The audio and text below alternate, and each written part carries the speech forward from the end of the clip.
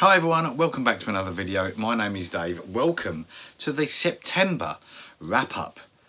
Every time I say what month it is on any of these videos, I always think, God, this year is going so quick. I cannot believe I'm filming this on Saturday night. This video is going out on the Sunday.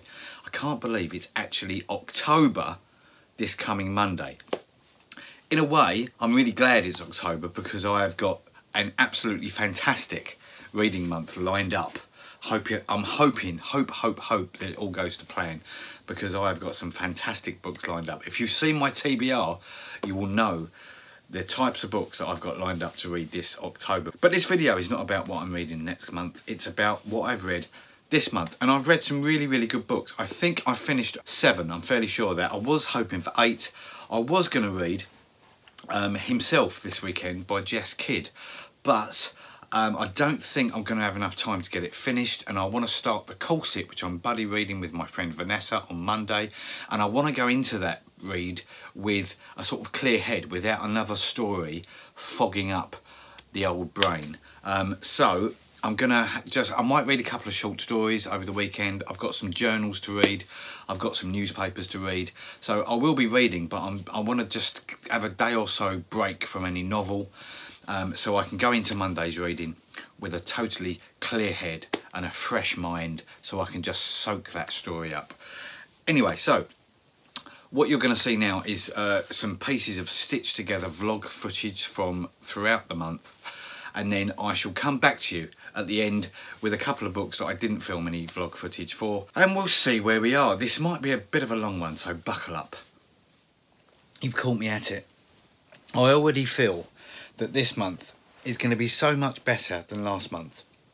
And excuse the rather poor lighting in this video, but I couldn't be bothered to set the lights up for this because this is just about finishing books and coming to you, telling you what the books are about. So, the first book of the month that I read was this wonderful book. This is Patrick Gale's new book, Take Nothing With You. It is utterly fantastic. I love the writing of Patrick Gale. He is an amazing writer, absolutely amazing. His characters are so evocative, and you feel as if you know them. Patrick Gale's writing is it's like coming home to an old friend that you know so well. I just love Patrick Gale. There are a lot of novels of Patrick Gale's that I haven't read, and I've ordered them. I've ordered all of them because I just love his writing, and I'm really excited because I'm going to a Patrick Gale event at the end of this month in Sevenoaks at the Sevenoaks Lit Fest. So by the time this video goes out, I would have been to that. So you may have seen pictures of that on Twitter. Hopefully I'll get to meet him and he can sign this for me. It's a brilliant book. It's about Eustace. Eustace grows up in his parents' old people's home in Weston-super-Mare, and it's a bit like a coming-of-age story, really, because at the start of the book, Eustace in the current day is undergoing cancer treatment in a room. He's undergoing this radioactive cancer treatment where he has to take a pill, and everyone has to leave the room because of the radiation involved, and he can't keep any clothes that he's wearing, and so he takes this little MP3 player, this little disposable MP3 player with his favourite cello music. And another thing I'm so grateful for this book is that it's inspired a love of, I mean, I've always liked classical music, but I know nothing about it apart from the little bits that I like. And Patrick Gale himself recommended me to listen to, this is via Twitter, Bach's Cello Concerto, which is an unaccompanied cello concerto, and well, all of them. And they've been brilliant, and it's been a brilliant soundtrack to this book. The book flits back and forward between Eustace as he is now and undergoing this cancer treatment and reminiscing about his life, and Eustace growing up and developing and becoming quite a really good cello player, which I understand that Patrick Gale is. Patrick Gale started off playing cello, and I think there was a bit of, in Patrick Gale's early days, whether he was going to be a musician or a writer. Thank God he became a writer because he's quite brilliant at it. and I think Patrick Gale as well rediscovered the love of playing the cello well into his 40s. And so this book takes Eustace, it's on a journey of discovery really. He's discovering his sexuality, he's discovering his parents are not all that they seemed at first. It's a wonderful, wonderful, heartwarming story. It's quite brilliant. There's just so many standout moments for me. It's brilliant. I finished it last night and I've been thinking about it all day. I absolutely loved it. So that's an absolute must recommend for me. It might even end up, I've said this on a few books now, this might end up being my book of the year. Who knows? Another book I finished this morning before work. How can I start a book and finish it before work? Well, I'll tell you why. Because it's this big. This is my purple scented novel from Ian McEwan, which is possibly the smallest book that I've ever read. It's no longer really than a short story, and it's a pretty short story, but it counts as a book because it's been published as a book. It's quite brilliant. This was first published in a magazine called The New Yorker in 2016, and Vintage have published it in book format to celebrate the 70th birthday of Ian McEwan. Now, Ian McEwan is my favourite contemporary novelist, bar none. I absolutely love Ian McEwan's work. And this little short story is just a perfect example of why you should read Ian McEwan. So if you haven't read Ian McEwan before, then go and buy this book. This is about £1.50 in the UK. I think you can buy it on Kindle for about £1. It just perfectly sums up why every sentence, every paragraph that Ian McEwan writes is absolute gold. I loved it. I mean, it's too short to make the book of the year, but it just encapsulates everything that's great about Ian McEwan. This is about two writers, and they start off at the same sort of level, going through university. They spend their lives together, and one of their career paths goes like this, and the other one just doesn't go anywhere. And then the tables are turned, and it's a book about literary plagiarism, and it's about cheating in literature. And there's a wonderful bit in here where the friendship between Martin Amis and Ian McEwan is alluded to. It's brilliant. It's really brilliant. Yeah, it's a fantastic little introduction. If you've ever thought about reading McEwan but have never known where to start with this and then work your way back. So that's Ian McEwan, my purple scented novel, and Patrick Gale, Take Nothing With You. 2 days, 2 lots of 5-star. Well, I've just finished filming a book haul. Was it a book haul? I've just finished filming it. I should remember what it was. Yes, it was a book haul with these books. I can turn you around there and show you, because you would have seen these by now.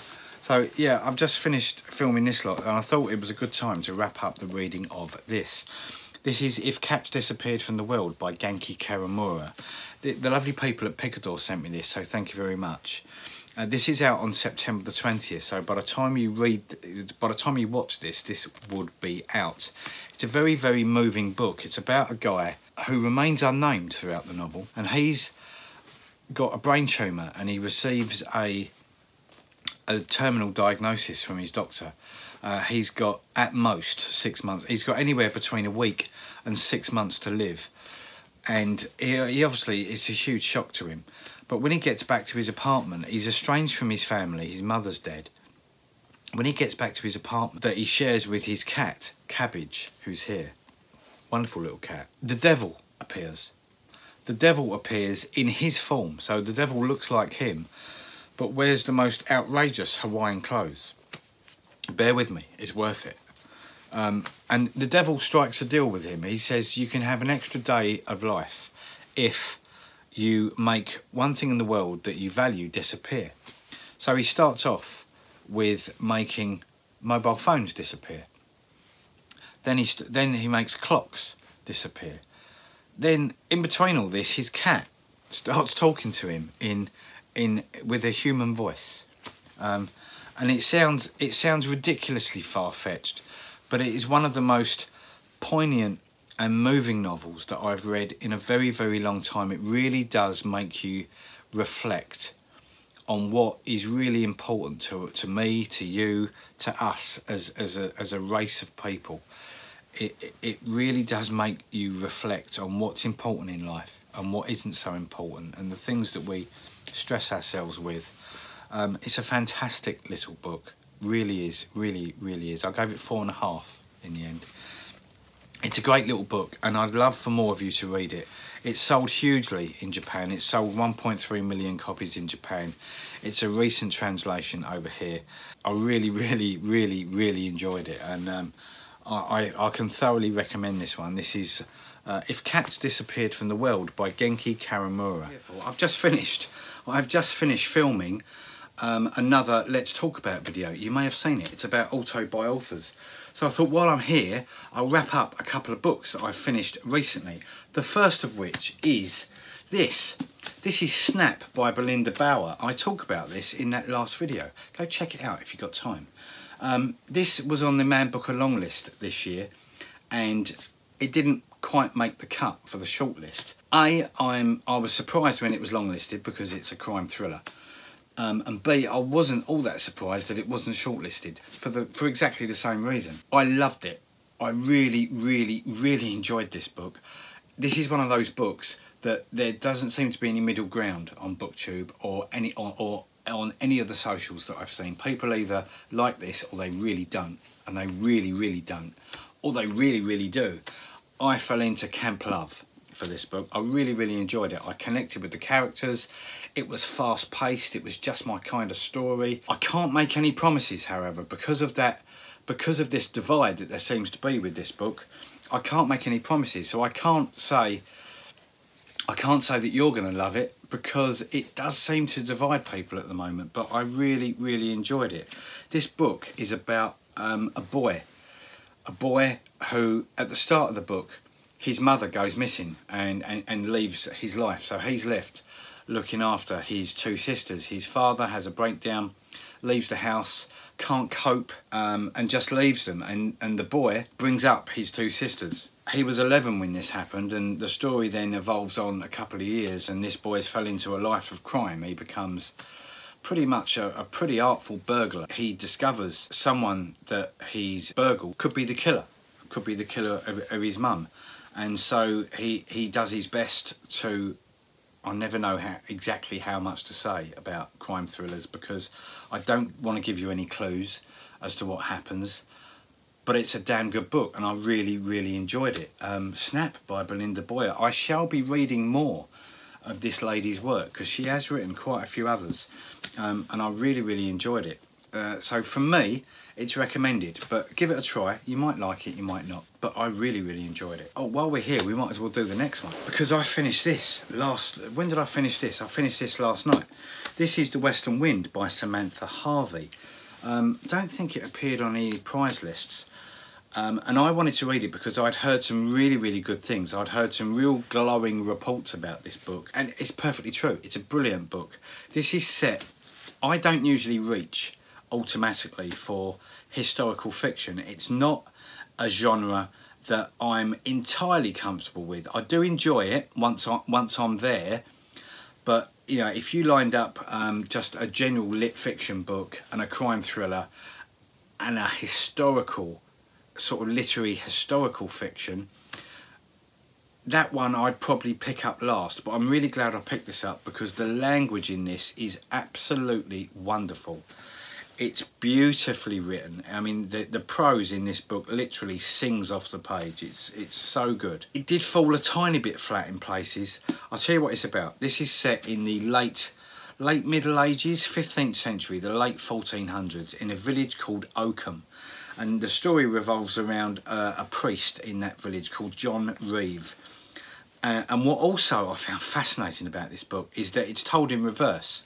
So the first part of the book is actually day 5, and then it goes back. So then day 4, day 3, and so on, which I think normally I'd find quite irritating, but it works so well with this.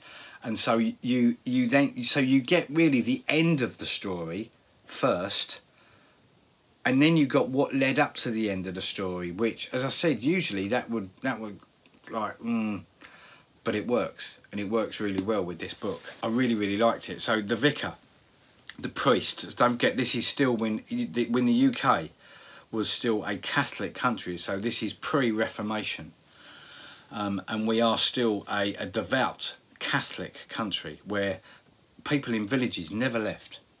Your village was your life, and that was it. You never ventured beyond the boundaries of your own village, and this village in particular, because they have no bridge. They've had to, they've fallen down. So people's lives are village centric, and there's been a murder. The wealthiest man in, well, they think it's a murder. That's all I'm going to say. They think it's a murder. He's been washed downriver in a fast current. The body is not discovered. The priest of the village, this John Reeve, has to report that this guy has died to the dean. The dean has got about 5 parishes that he looks after. So he rides into town on horseback, investigates really, because the bishop's in prison, so the bishop can't get involved. And he investigates this crime. What this book really sings with is a sense of the medieval. The sense of life at that time was hard. It was really hard. It was barbaric in some ways, and the customs. I've learned so much about this book. It's so well researched, and you can't, I suppose, ever be guaranteed of its factual accuracy. But it really does. It's so educational about that time as well, and the social history of the people that inhabit this village. It's brilliant. I gave it a 4.5. It didn't quite. There were a couple of bits in the book where it fell a little bit flat for me. It's like a medieval mystery. It's a medieval mystery book, and it is it a page turner? Yeah, I'd say so. I'd say so because of the language and how it's written. It's really, really good. It's The Western Wind by Samantha Harvey. I recommend it. In fact, I recommend both these. Now the next book, I'm still here, I haven't gone anywhere yet. The next book, because I'm reading this at the moment, I'm reading The Water Cure. You'll see in the next clip whether I continue to enjoy it. Oh, let's jump forward in time and see what I thought of this one. Well, it was okay. It was all right. I ended up giving it 3. It's well written. It's just a bit dull. What I mean by that, I don't often call books dull, but I did find this one it was a bit of a slog. And it's not a particularly big book. I just thought it was quite flat, and it didn't excite me. It didn't make me want to. I didn't wake up in the morning, because I read it over about 2 days, I think. I didn't wake up in the morning thinking, must get back to The Water Cure. It was okay. It was okay. I've given it 3 stars, so 3 stars in my book means good. Yes, it's a good book. It's just not a terribly exciting book. So, The Water Cure concerns 3 sisters called Grace, Leah and Skye. They live in a sort of alternate reality, a sort of dystopian island off of the mainland with their mother for a great part of the book.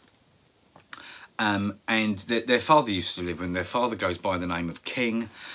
These are girls that have been kept from the mainland. They've been kept from the outside world, and I didn't really get why, apart from the fact that all their lives it's been drummed into them that there's danger lurking on the mainland. Men will do them great harm, so they spend their lives just together, in relative comfort. I mean, they're not lacking in anything, sort of materially. They just lead a very, very strange life. And then these men turn up on the island, and all sorts of things start to happen. Leah, I think, develops feelings for one of them. They go on and they start pairing up. I just found it flat. It's written. There's nothing wrong with the language. It's written really, really, really well. But it's not a book. I think the theme of the book will stay with me. But I don't think I will have any desire to revisit this book in the future. So yeah, it's a little bit different, but it's not terribly, terribly exciting, which is a shame, because I think this cover is gorgeous. I really, really love this cover. I just love this colour as well. The next book I read was Conversations with Friends from Sally Rooney. One of the reasons I wanted to read this, well, two main reasons really. A, because I've been told that the writing of Sally Rooney is brilliant. I've been told many times by many people that I will love this book, and I did. I really, really enjoyed this book. Gave it 4 out of 5. I'm reading Normal People next month, and I'm told that Normal People is better than Conversations with Friends. I'm very late to the Sally Rooney party. You know, it's probably good that not everyone reads everything at the same time. But yeah, I found this one a lot more entertaining than The Water Cure. It's a very different book. But again, it's about relationships, which is what most of literary fiction is, really. Literary fiction, mainly, sort of 9 times out of 10, 8-9 times out of 10, centres on relationships. So this one, it's about 4 characters. Frances, her friend Bobby, and a couple called Nick and Melissa. Melissa is a sort of writer. Nick is a sort of semi-successful actor, stage and screen actor. Frances is an up-and-coming writer, poet. Bobby is, I don't really know what Bobby does, really, but yeah, it's very good. I really, really enjoy it. I like the interplay between the characters. It's got some big ideas, this book. Really does get you thinking about, there's a lot of philosophy in this book, and a lot of I've met many people over the years that remind me of these characters, and they're dinner party characters. They're the sort of characters that you want at a dinner party to just to have conversations with. Exactly, conversations with friends. Really, really enjoyed it. Really like the writing of Sally Rooney. This is so, it feels so assured. This is a debut novel, but it feels so mature in its themes and its writing, and it's so assured that I think that Sally Rooney will only have a great, great future as a writer ahead of her. I mean, she's been, I think this has won awards. Obviously, Normal People has now been shortlisted for a Booker. She's the youngest writer ever to be shortlisted for the Man Booker Prize. I think she's got an absolutely stellar career lined up in front of her, because for a debut book, this is very, very mature in terms of its style and its writing. Really, really enjoyed it. I very much recommend this. If you haven't read Sally Rooney, then yeah, believe the hype. She really is good. So that's it. That was my reading this month. I might split, because this video's turned into a bit of a long one. So apologies for that. I'll let you have your lives back now. But what I might do next month, because I'm doing like these vlog style wrap-ups now, the videos are coming out a little bit longer, so I might do a part 1 and a part 2 next month, because I've got 8 books lined up. So I might do 1 to 4 and then 5 to 8. We'll see how we go. Right, thank you very much for watching. I will be back on Wednesday for a gym wag, but minus the gym, because it will be October and I'm taking part in Sober October. That's going to be tough. But we will be back on Wednesday for a gym wag, where I will be announcing the winner of the autumn, the Wilde Reads Autumn giveaway. I've kept it open for a little bit longer than planned, because there were still people wanting to enter. So we'll be doing that, and I've got loads to talk to you about on Wednesday. So I'll see you back here on Wednesday night for another BookTube video. Take care, everyone. I'll see you very soon. Bye bye.